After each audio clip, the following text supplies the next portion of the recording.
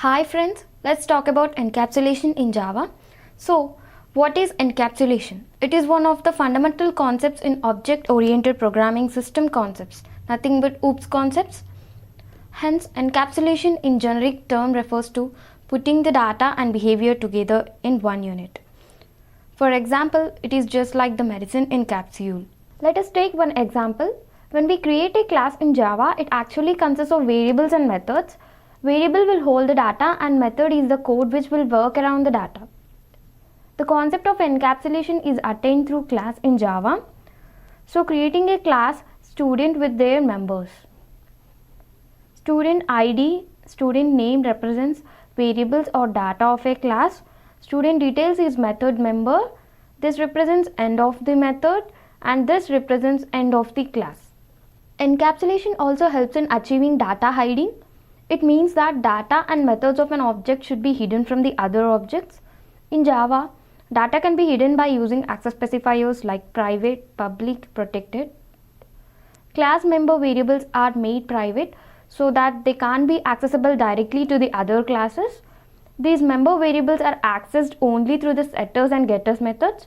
The get methods are used to retrieve the data, while set methods are used to assign the data. Java Bean class is the example of a fully encapsulated class. Let us see encapsulation example in Java. Create a class student. Let us declare the variable student ID and student name. I am creating a method named student details.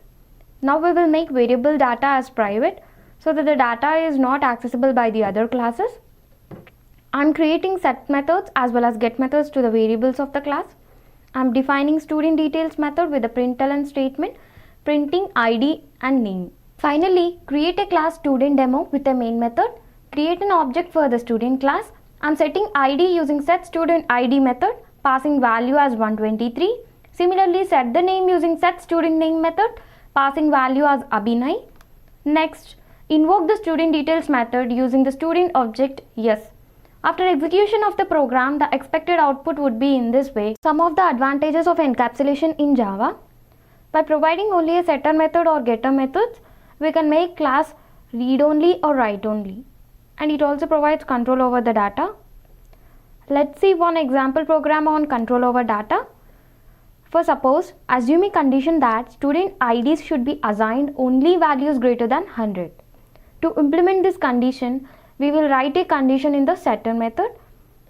That is, if given ID is greater than 100, it sets the value, else it will return the default value of a defined data type. Let us make changes in the previous program.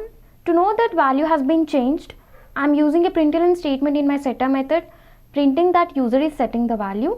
Similarly, you can add a println statement to your getter method, also printing as user accessing the value.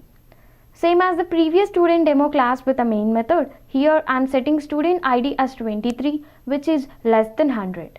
So the value of ID would be 0 because default value of integer data type is 0. The expected output would be in this way. Thank you for watching.